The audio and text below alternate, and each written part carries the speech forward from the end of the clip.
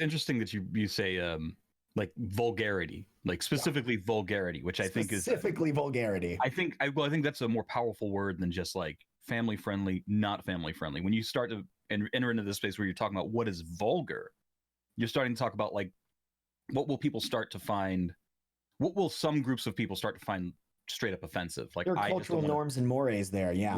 right. And there is like this sort of neutral space you can live in where it's like there are some things that are objectionable, but I wouldn't call it vulgar. Sure.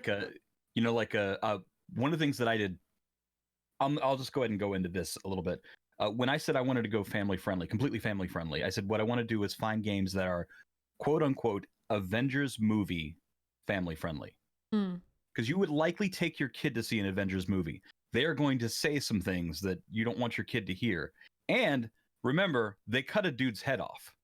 Yeah. They cut a dude's head off in the last movie. So, there is a wall there that is like, well, my 8-year-old, I don't necessarily want to see this, but my 10-year-old, I might. And the internet is actually a space specifically for 13 years and up in the US.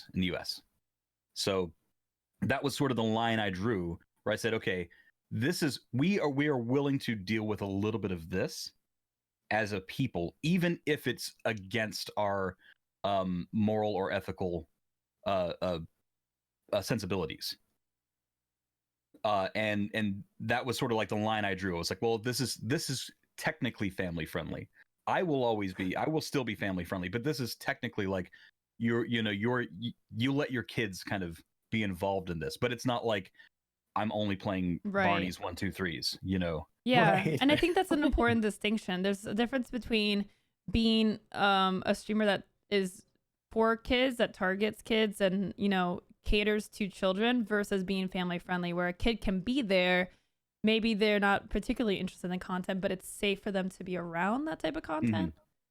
And then at the other end, you have, then it goes into this area where I guess like if you compare it to movie ratings, it's like being G is like catering to kids. Whereas I feel like PG to up to PG-13 is more still family friendly.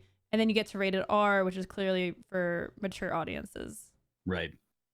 I think that PG and PG-13 is that space where it's like, well, this isn't for kids. This is a space where the parent should get involved. This should be a film that you see as a family. Mm-hmm. You couldn't just drop your kids off and see this. Mm-hmm.